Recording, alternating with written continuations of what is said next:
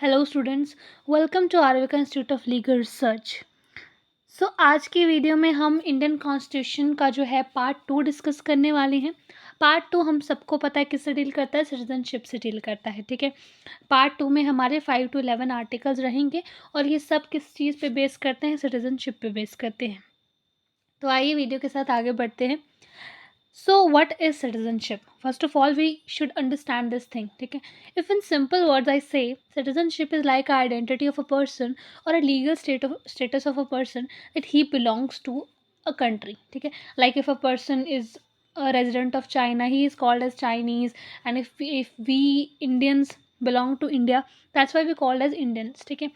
So it is like a legal status to be a member of a sovereign state. ठीक है, कि आपके पास एक लीगल स्टेटस है उस सोवरेन स्टेट में रहने का, उस सोवरेन स्टेट में जो राइट्स मिल रहे हैं उनको यूज़ करने का और उसके प्रति जो ड्यूटीज़ हैं आपकी उनको फुलफ़िल करने का। ठीक है, तो ये सिंपली सिटीजनशिप होता है। ठीक है, जैसे कि मैंने लिखा भी है कि सिटीजनशिप क्या होता है, person's legal status as a legal member of a sovereign state और as a member of a nation. ठीक है, आर्टिकल 5 to 11 जो है ये हमारा डील करता है सिटीजनशिप से। ठीक है, अब इंडिया कौन सी सिटीजनशिप प्रोवाइड करता है? इंडिया जो है हमारी सिंगल सिटीजनशिप प्रोवाइड करता है।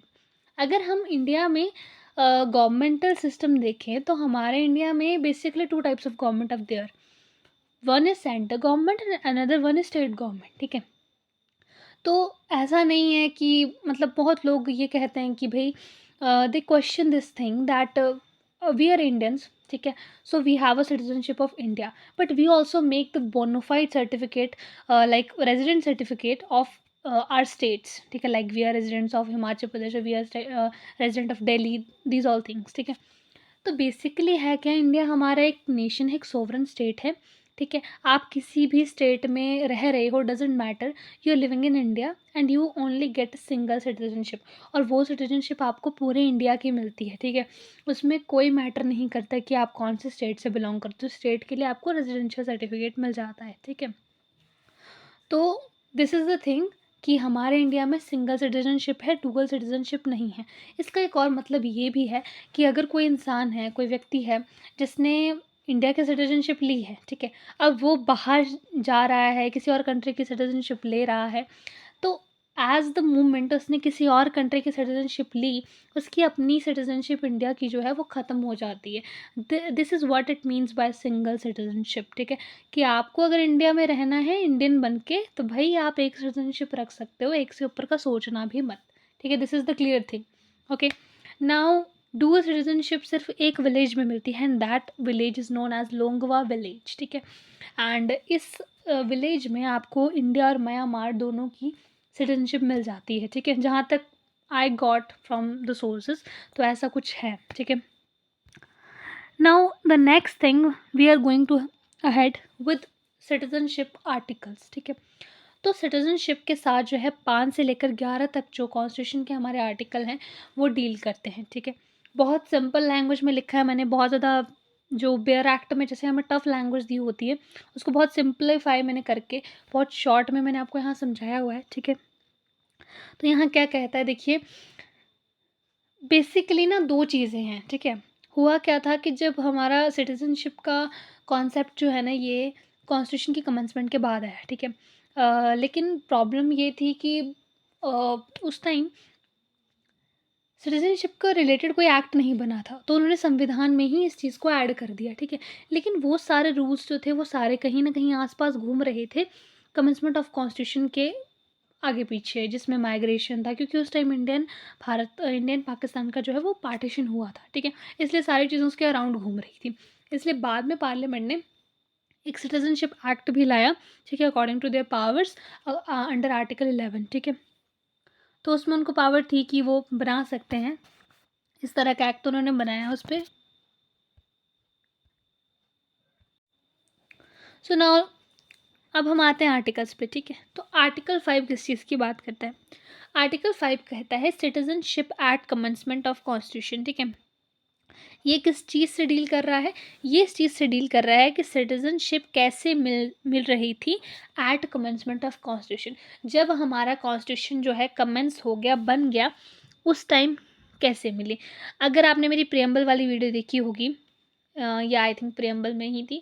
तो उसमें मैंने आपको बताया था कि जब हमारा प्रियम्बल अडॉप्ट हुआ था, दैट मीन 26 नवंबर 1949, और जब हमने कॉन्स्टिट्यूशन को बना के कंप्लीट कर दिया था, उस टाइम पे जो है सिटीजनशिप वाली जो प्रोविज़न थी ना, उनको इम्प्लीमेंट करना स्टार्ट कर दिया था। वैसे जो पूरा कॉन्स्टिट्यूशन था वो इम्प्लीमेंट कब स्टार्ट हुआ था, वो ना 26 जनवरी 1950, लेकिन 29 नवंबर को जो है बाकी की कुछ 3 प्रोविजंस थी, एक सिटीजनशिप से रिलेटेड थी, एक पार्लियामेंट्री से रिलेटेड थी, एंड वन मोर, उनको जो था इन्होंने इम्प्लीमेंट कर दिया था from the date of adopting the constitution of India. ठीक है, तो उन्होंने क्या कहा है कि सिटीजनशिप कैसे होगी एट कमेंसमेंट ऑफ कॉन्स्टिट्यूशन। ठीक है, सिटीजनशिप कैसे होगी, पहली चीज़ इसमें ये सिटीजनशिप किसको मिल रही थी, every person who has domicile in territory of India.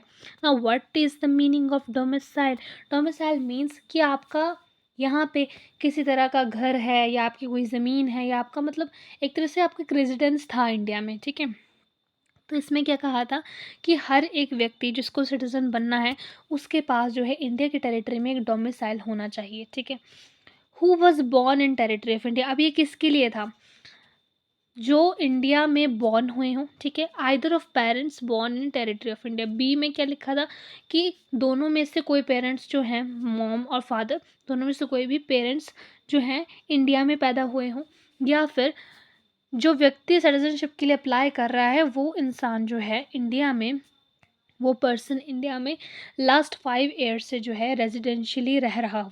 ठीक है, ये चीज़ थी, तो इसमें जस्ट इतना ही है, ज़्यादा कुछ है नहीं। उसके बाद हमारा आता है आर्टिकल 6। आर्टिकल 6 में क्या है, citizenship to those who migrated to India from Pakistan. देखिए, जब हमारा इंडिया और पाकिस्तान जो है पार्टीशन हुआ, उस टाइम पे बहुत सारे लोग इंडिया से पाकिस्तान गए और बहुत सारे लोग पाकिस्तान से इंडिया आए। तो ये आर्टिकल 6 उन लोगों से डील करता है। ठीक है, उन लोगों से who migrated to India from Pakistan, जो कि इंडिया आए पाकिस्तान से। ठीक है,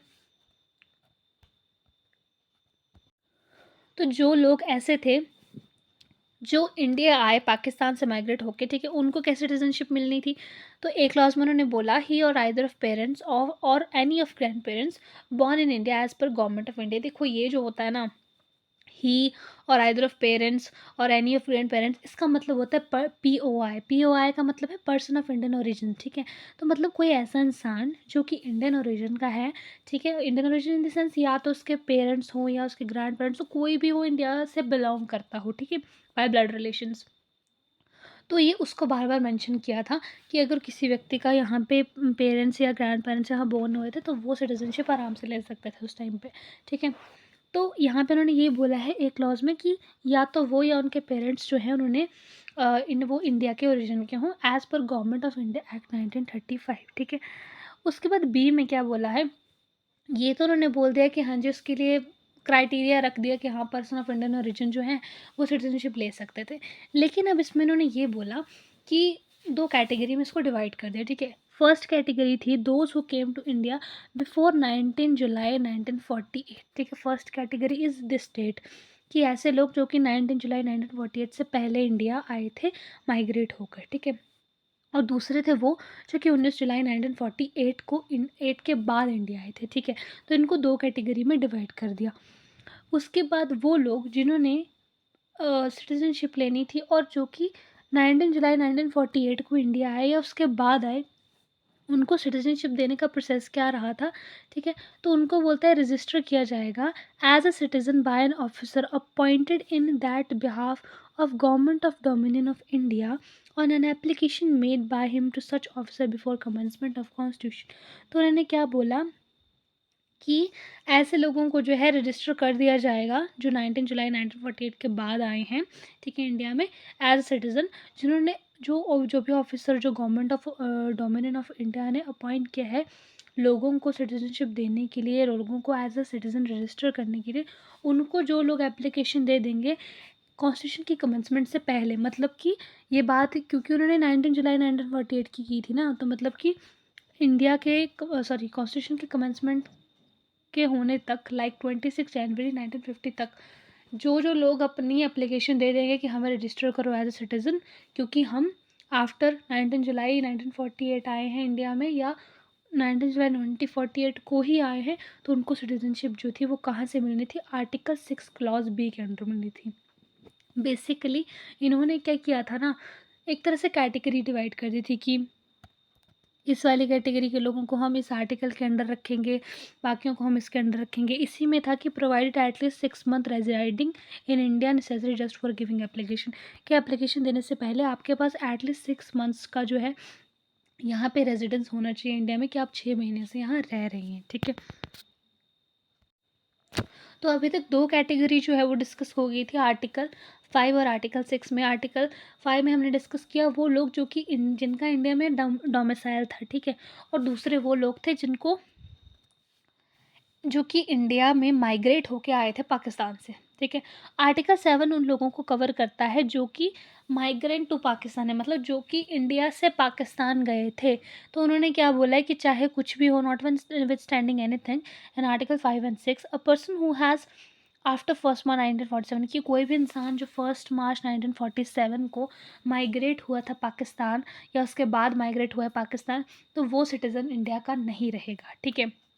लेकिन अगर इस तरह का इंसान, इस तरह का व्यक्ति जो कि इंडिया से पाकिस्तान चला गया, ठीक है, माइग्रेट हो गया, लेकिन बाद में वो अगर रीमाइग्रेट होना चाहता है दोबारा इंडिया को, ठीक है, तो ऐसे लोगों को सिटीजनशिप कैसे मिलनी थी, उन्होंने ये बताया आर्टिकल 7 में। उन्होंने कहा कि provided if such person after getting migrated, अगर माइग्रेट होने के बाद अगेन वो रिटर्न होता है इंडिया में अंडर परमिट फॉर सेटलमेंट और परमानेंट रिटर्न, एक सेटलमेंट के तौर पर या फिर परमानेंट रिटर्न के तौर पर, ठीक है, तो उस पर्सन को जो है अप्लाई करना पड़ेगा सिटीजनशिप के लिए अंडर आर्टिकल 6 बी। 6 बी हमारा कौन सा था, 6 बी हमारा ये वाला था कि 19 जुलाई 1948 के बाद जो जो आएगा वो कैसे करेंगे, रजिस्टर करने के लिए जो भी आपका रजिस्टरिंग ऑफिसर होगा उसका एप्लीकेशन फाइल करेंगे। तो वही सेम प्रोसीजर यहाँ पे रहा कि अगर कोई दोबारा पाकिस्तान से इंडिया आना चाहता है तो उसको भी यही प्रोसीजर फॉलो करना पड़ेगा, ठीक है। उसके बाद आता है हमारा सिटीजनशिप बाय रजिस्ट्रेशन, ठीक है। तो यहाँ पे क्या था, यहाँ पे है कि रजिस्ट्रेशन से कैसे होगा। देखो कुछ लोग इंडिया में ऐसे भी थे जो इंडिया ओरिजिन के हैं बट वो आउटसाइड रहते थे अनडिवाइडेड इंडिया के, ठीक है, मतलब ना वो इंडिया में है ना वो पाकिस्तान में है, क्योंकि अनडिवाइडेड का मतलब है जब इंडिया एक था। तो इसमें क्या था कि कोई भी पर्सन, ठीक है, जो या तो खुद या उसके पेरेंट्स जो हैं इंडिया में बॉर्न हुए हों, इंडियन ओरिजिन के हों, ठीक है, वो अगर आउटसाइड रह रहा है इंडिया और पाकिस्तान मतलब अनडिवाइडेड इंडिया के, तो वो सिटीजनशिप लेके कैसे रजिस्टर हो सकता है। तो उन्होंने कहा कि बेशक वो जो है आउटसाइड इंडिया रह रहा है बिकॉज ऑफ एनी रीज़न, अगर उसको कोई भी डिप्लोमेटिक या काउंसिल रिप्रेजेंटेटिव ऑफ इंडिया जो है वो अगर उसको रजिस्टर कर लेते हैं as a citizen of India, then he will be called as citizen of India, ठीक है। बेशक आउटसाइड रह रहा है but he is citizen of India. But अगर वो सिटीजनशिप अक्वायर कर लेता है ना उस उधर की, तब वो हम उसको रजिस्ट्रेशन से उसकी हटा देंगे। फिर अगेन वो अगर मतलब अप्लाई करता है देन इन दैट केस हम उसको प्रोवाइड करेंगे, but in that case also we will firstly confirm this thing कि वो पर्सन जो है कहीं किसी और कंट्री की सिटीजनशिप लेके साथ में तो नहीं बैठा है, ठीक है। अब इसके बाद जो है हमारे आर्टिकल आता है 9, 10 एंड 11 जो बहुत सिंपल है। 9 में क्या है कि person voluntarily acquiring citizenship of a foreign state not to be citizen, बिल्कुल सिंपल है कि कोई भी पर्सन अगर अपनी मर्जी से किसी और फॉरेन स्टेट की सिटीजनशिप ले रहा है तो वो सिटीजन नहीं माना जाएगा, जो कि मैंने आपको पहले से बता दिया। इसके बाद continence of the right of citizenship, यहाँ पे क्या है कि कोई भी पर्सन जो कि सिटीजन ऑफ इंडिया है, ठीक है, और कोई भी फॉरगोइंग प्रोविज़न में आता है जो भी वो भी ऊपर बताई हैं, ठीक है, तो वो जो है इंडिया में सिटीज़न ही रहेगा जब तक वो खुद सिटीजनशिप नहीं छोड़ेगा, ठीक है। इसमें ये मतलब है कि you will be continue to be a citizen, no one can say that you are not a citizen until you get a citizenship of any other country, ठीक है। This is a right of citizenship, कि आपके पास citizenship का right है, कोई आपको इस right से डिप्राइव नहीं कर सकता, ठीक है, और ये कॉन्टिन्यूंस में रहेगा आपके। उसके बाद 11 में है parliament to regulate the citizenship by law, ठीक है। तो यही मैंने आपके साथ बात की थी कि पार्लियामेंट जो है उनको पावर दी गई है कि उनके पास पावर है कि वो लॉ बना सकते हैं सिटीजनशिप को, सिटीजनशिप से रिलेटेड, ठीक है, उसकी एक्विजिशन कैसे होगी, टर्मिनेशन होगी, और उस पर एक एक्ट भी जो है हमारा बना हुआ है जिसको सिटीजनशिप इंडियन सिटीजनशिप एक्ट 1955 कहा जाता है, ठीक है। So today we are all with this video. Stay tuned for more videos and to more know about Constitution of India in detail. See you soon.